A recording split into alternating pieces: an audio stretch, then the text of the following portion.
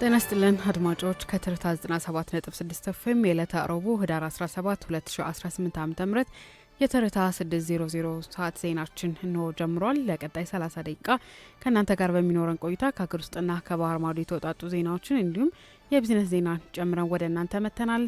ዜናዎችን ወደ እናንተ በማድረስ አብሬያችሁ ቆይታ ማደርገው ነው በፍቅር ግዛቸው ነኝ። በቅድሚያም የሀገር ውስጥ ዜናዎችን እናስቀድማለን።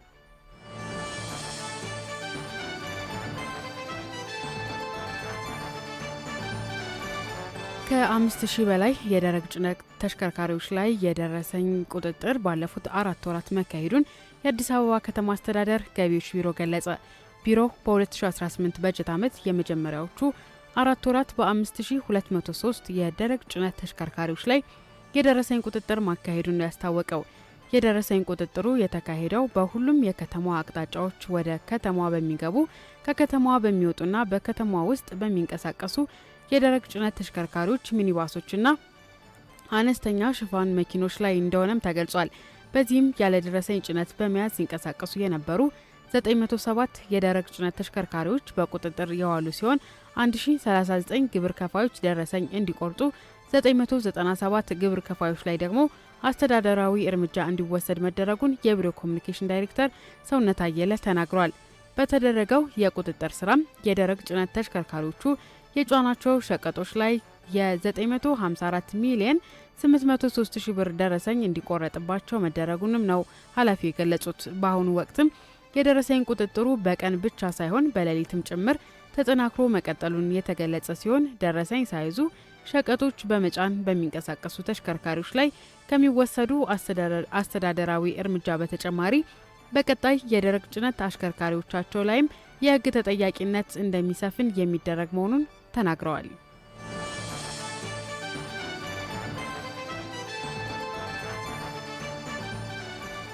የስርቆት ወንጀልን በኤሌክትሪክ መሰረተ ልማት ላይ የፈጸሙ ግለሰቦች በእስራት ተቀጡ።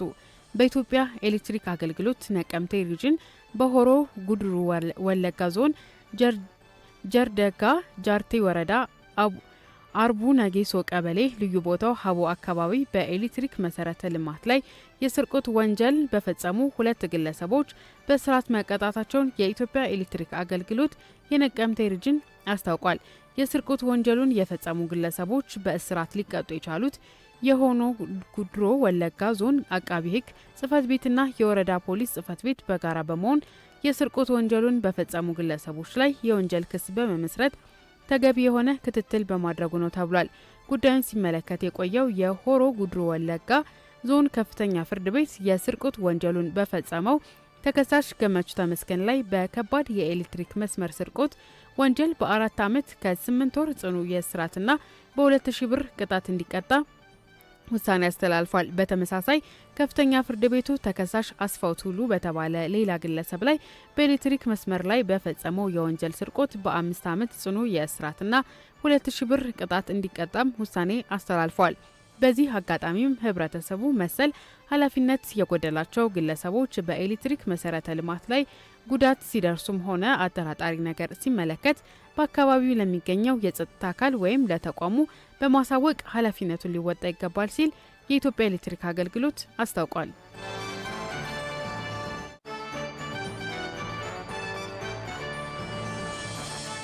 የማርበርግ ቫይረስን በራስ አቅም መከላከልና መቆጣጠር የሚያስችል ሀገር አቀፍ ግብረ ኃይል በማቋቋምና የክስተት አስተዳደር ስርዓት በመዘርጋት በትኩረት እየተሰራ መሆኑን የኢትዮጵያ ሕብረተሰብ ጤና ኢንስቲትዩት ገለጸ።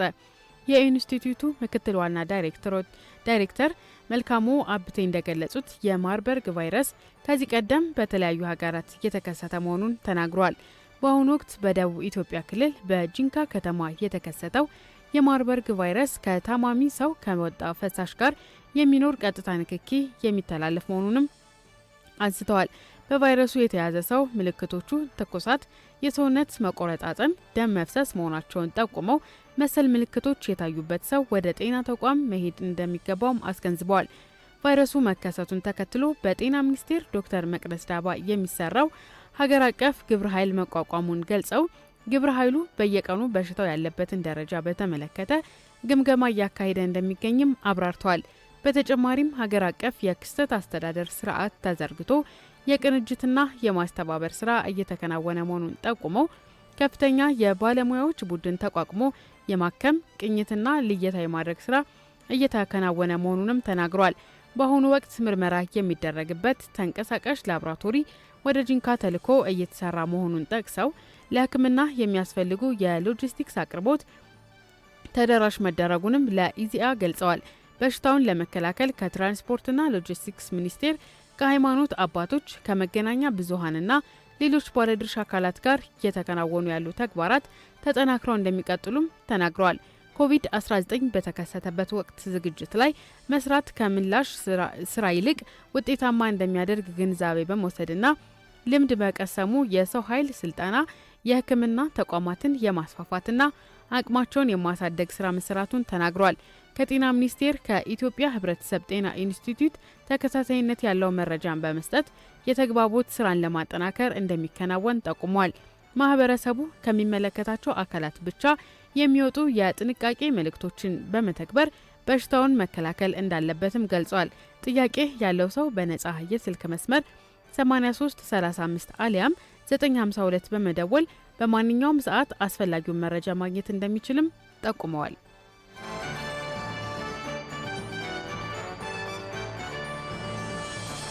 አድማጮች ዕለተ ረቡዕ ህዳር 17 2018 የትርታ 600 ሰዓት ዜናችን ላይ የዜና ሰዓታችን ላይ ትገኛላችሁ። አሁን ደግሞ በዝርዝር የምንመለከተው ዜና እናልፋለን። የዛሬው የዝርዝር ጉዳያችን እንግዲህ ጤናማ አመጋገብን በተመለከተ የተዘጋጀ ይሆናል። ባልደረባችን ንጉሱ በሪውን አዘጋጅቶታል፣ እንደሚከተለው ይቀርባል። ከዓለም የጤና ድርጅትና ዓለም አቀፉ የምግብ ድርጅት በምህጻሩ ፋኦ የተገኙ መረጃዎች እንደሚያሳዩት የምግብ ስርዓቶች የምንለው ምግብ የሚያቀርቡልንን ሰዎች፣ ስፍራዎችና የሥራ እንቅስቃሴዎች እንዲሁም የምግብ አቅርቦት ሰንሰለቶችን፣ የምግብ አካባቢዎችንና የሸማች ባህሪን ያጠቃልላል። የሰዎች የአመጋገብ ስርዓት በጤንነትና ደህንነታቸው፣ ማኅበራዊና የግል ሕይወታቸው፣ በትምህርት ቤት የመማር ችሎታቸው እንዲሁም በቤትና ሥራ ቦታ ችሎታቸው ላይ ተጽዕኖ ያሳርፋል። በዚህም የሰዎች የአመጋገብ ሁኔታ የአካላዊና አእምሮአዊ እድገታቸው፣ ገቢ የማግኘት አቅማቸው ጋር ቀጥተኛ ትስስር እንዳለውም ነው የዘርፉ ምሁራን የሚያነሱት። በኢትዮጵያ ያለው የማህበረሰቡ የአመጋገብ ሁኔታ እንዴት ይታያል? ጤናማ የምግብ ስርዓትን ለማዳበርስ ምን መደረግ አለበት ስንል ከዘርፉ ባለሙያዎች ጋር ቆይታ አድርገናል። የሥነ ምግብና ጤና ከፍተኛ ባለሙያ እንዲሁም በአዲስ አበባ ዩኒቨርሲቲ ረዳት ፕሮፌሰር የሆኑት ዶክተር ዘላለም ደበበ ከትርታ ጋር በነበራቸው ቆይታ እንደገለጹት የተለያየ ስብጥር ያለው የምግብ ይዘትን መጠቀም መቻል ለጤናማ ሕይወት ዘይቤ የማይተካ ሚና አለው። ምግብ ብለን እንደ ባህልም ስንይዘው አብዛኛውን ጊዜ የሁሉም ማህበረሰብ የተለያየ ግብአቶችን ተጠቅመው ነው አይደል ምግብ ተብሎ የሚለው። የተለያየ ግብአት ስል አብዛኛውን ጊዜ በምንበላበትም እይታ እህል ለምሳሌ መደቦች አላቸው። ምግቦች የእህል ምግቦች የምንላቸው ይኖራሉ። አብዛኛውን ጊዜ ዋናውን ምግባችን ገበታችን ማዕዳችን ላይ ከፍተኛ ቦታውን የሚይዘው አብዛኛውን ጊዜ እህል ነው። በየትኛውም ባህል ብንሄድ ስለዚህ የኛ እንጀራ ይሆናል። ደቡብ ስንሄድ ቆጮ ሊሆን ይችላል ወይ ቦይና ሊሆን ይችላል። አንዳንድ ቦታ ቻይና ቢሆን ሩዝ ይሆናል። ስለዚህ ከእህል የሚሰሩ ከፍተኛ ሳህናችንን ይዘት የሚይዙ ምግቦች ብዙ ጊዜ ጉልበት ሰጪ ናቸው። እነሱ ሁሌ ይኖራሉ። እነዚህ ጋር ደግሞ ተቀናጅተው ብዙ ጊዜ የሚቀርቡ ምግቦች አብዛኛውን ጊዜ የገንቢ ምግብ ወይ ፕሮቲን የምንለው ይዘት ያላቸው ይሆናሉ። ስለዚህ ከእንጀራው ጋር ወይ ሽሮ ወይ ምስር ይቀርባል። እነዚህ ገንቢ ምግቦችን የሚያቀርቡ የምግብ መደቦች ናቸው። ከተቻለ ደግሞ ስጋ ሊሆን ይችላል ከእንጀራ ጋር የሚቀርበው ወይ እንቁላል ፍርፍር ሊሆን ይችላል። እነዚህ ገንቢ የምንለውን የሚያቀርቡ ናቸው። ሌላም ባህል ላይ እንደዚሁ እና አብዛኛውን ጊዜ ተከታትለው ነው የሚመጡት። እህል ሁልጊዜ ይኖራል የምግብ መደብ፣ ከሱ ጋር ማባያው ይኖራል። ወጥ ወይ ደግሞ ማባያ ተብሎ የሚሰራበት ብዙ ጊዜ ገንቢ ምግብን የያዘ ይሆናል። ትንሽ ቅባት አብዛኛው ማህበረሰብ ይጠቀማል። ይሄ የማይረሳው ነው። ብዙ ምግብ ላይ እኛ ሀገር ብዙ ጊዜ የማይኖረው ምግብ የምንለው ላይ አትክልት ይሆናል። ሁልጊዜ አይኖርም። ከኖረም ወይ በጾም ጊዜ ነው የሚኖረው ወይ ሲገኝ ነው የሚኖረው እንጂ ወትሮ ማዕዳችን ላይ እንደ መደበኛ የምናስቀምጠው አይደለም። ግን ከፍተኛ የሆነ ጥቅም ማዕድን ቪታሚኖችን ይዘት ያለው ከእህሉ የማናገኘውን ከገንቢው ምግብ የማናገኝ ከቅባት ውስጥ የማናገኛቸውን ነገሮች ይዞ የሚቀርብ የምግብ መደብ ነው። አትክልት፣ ሰላጣ፣ ፍራፍሬ። ግን የነዚህ ምግቦች ጥቅም ወሳኝ ምግብ አይነት ታይቶ በትንሹም ቢሆን ከወጡም ጋር ተቀላቅሎ አትክልት መግባት አለበትና ሰውን ማበረታታው የሚወደውን አትክልት እያካተተ ሁልጊዜ በተለይ ለልጆቹ ከልጅነት ማስለመድ ይኖርበታል። ኢትዮጵያ በምግብ አማራጮች ሰፊ ነባር ልምድ ቢኖራትም የአመጋገብ ዘይቤውን አዘምኖና በተለያዩ አካባቢዎች አስፋፍቶ መጠቀም ትኩረት ሊሰጠው እንደሚገባ ነው ለትርታ የገለጹት።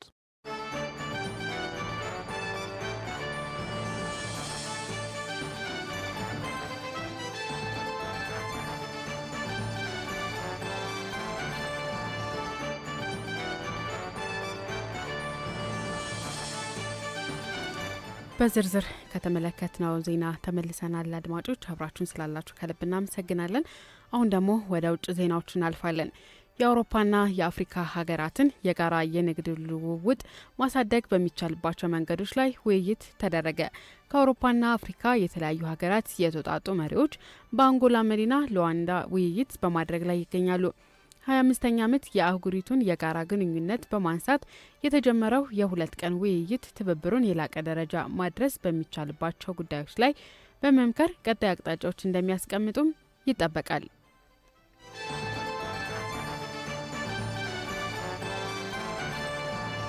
በሱዳን ተባብሶ የቀጠለው ጦርነት የሰብአዊ ቀውሱን አስከፊ ማድረጉን የአውሮፓ ህብረት አስታወቀ።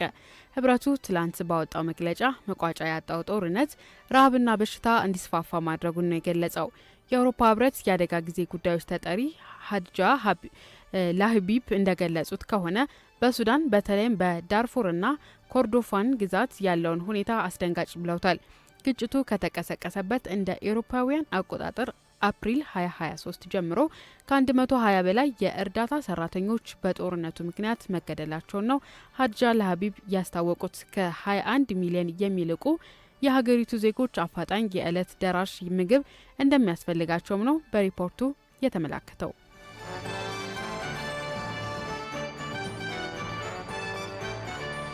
በመጨረሻም የአሜሪካ መራሹ የሩሲያ ዩክሬን የሰላም ንግግር ተስፋ ሰጪ መሆኑ ተነገረ። የአውሮፓ ህብረት ከፍተኛ ባለስልጣናት በጉዳዩ እንደገለጹት ጦርነቱን ለመቋጨት እየተደረገ ያለው ንግግር ላይ ባለሙሉ ተስፋ እንደሆኑም ተናግሯል። የፊንላንዱ ፕሬዚዳንት አሌክዛንደር ስታቭ በበኩላቸው በኤክስ ገጻቸው ባጋሩት ጽሑፍም የሰላም ውይይቱን በቅርበት እየተከታተሉ መሆናቸውን ገልጸው ጦርነቱን ለመቋጨት በርካታ እርምጃ እየተካሄደ መሆኑን ጠቅሷል። የአሜሪካው ፕሬዚዳንት ዶናልድ ትራምፕ ድርድሩን በተመለከተ ለማጠናቀቅ ተቃርበናል ሲሉ መግለጻቸውም ይታወሳል።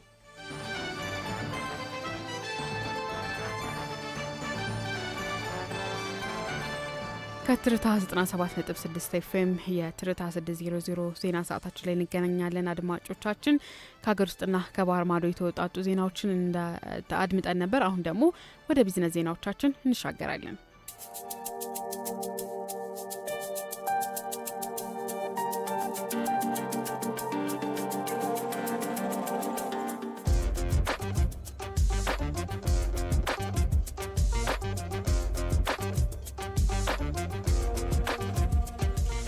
የቢሾፍቱ ባቡር አካዳሚ ለምስራቅ አፍሪካ የባቡር እድገት መሰረት የሚጥል መሆኑን የኢትዮጵያ ምድር ባቡር ኮርፖሬሽን ገለጸ።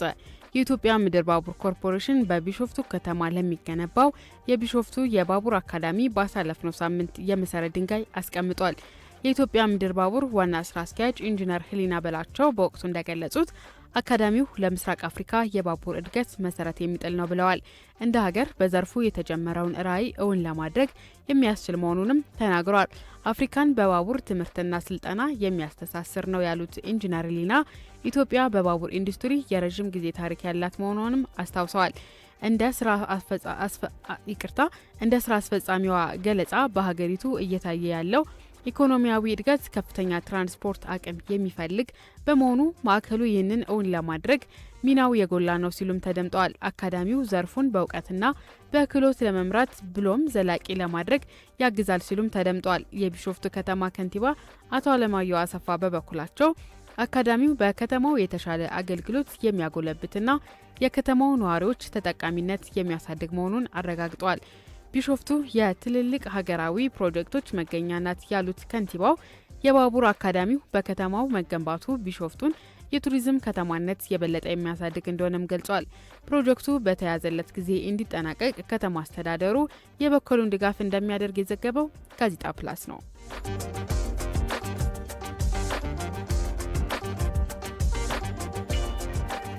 ምርታማነታቸውን ከፍ ያሉና በሽታን መከላከል የሚችሉ የተለያዩ ምርጥ የሰብል ዝርያዎችን በማባዛት ለአርሶ አደሩ ተደራሽ እየተደረገ መሆኑን የኢትዮጵያ ግብርና ስራዎች ኮርፖሬሽን የአሰላ ቅርንጫፍ ጽሕፈት ቤት ገለጸ።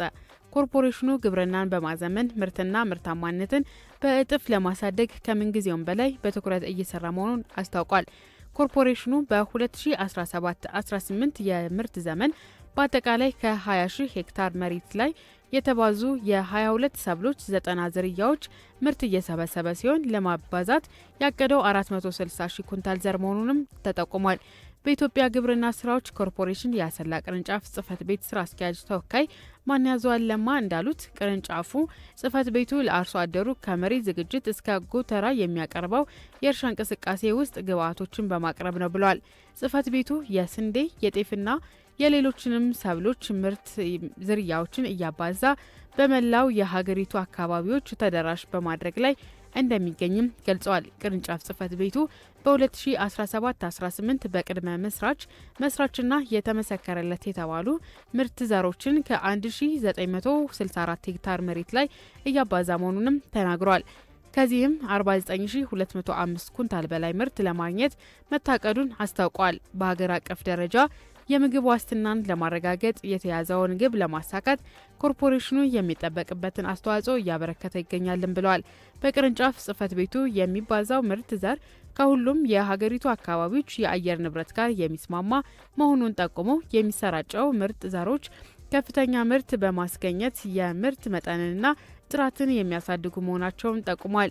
በቅርንጫፍ ጽሕፈት ቤቱ የዘር ጥራት ቁጥጥርና ክትትል ቡድን መሪ አዳነ ኃይሉ በበኩላቸው ኮርፖሬሽኑ ጥራት ያላቸው ዘሮችንና ምርትና ምርታማነትን ማሳደግ የሚያስችሉ በመሆናቸው የምግብ ዋስትናን ለማረጋገጥ የበኩላቸውን መወጣት ያስችላል ብለዋል። በኢትዮጵያ ግብርና ስራዎች ኮርፖሬሽን የአሰላ ቅርንጫፍ ጽሕፈት ቤት ለበጋ መስኖ እርሻ የሚውል ከ11500 ኩንታል በላይ የስንዴ ምርት ዘር ለአርሶ አደሩ እያሰራጨ መሆኑንም አስታውቀዋል።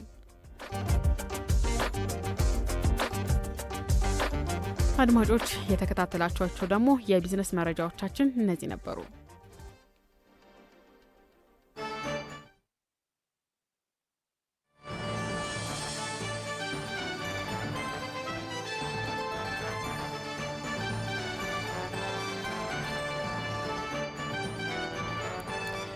ዕለተ ረቡዕ ህዳር 17 2018 ዓ.ም ከትርታ 97.6 ኤፍኤም የትርታ 600 የአየር የዜና ሰዓታችን የተከታተላችሁትን ይመስል ነበር። አድማጮቻችን አብራችሁን ስለቆያችሁ እጅግ እናመሰግናለን። የዕለቱን ትርታ 600 በመምራት እኔ በፍቅር ግዛቸው አብሬያችሁ ቆይታ አድርጌያለሁ። ቀሪ የትርታ መሰናዶች ይቀጥላሉ። መልካም ቀን።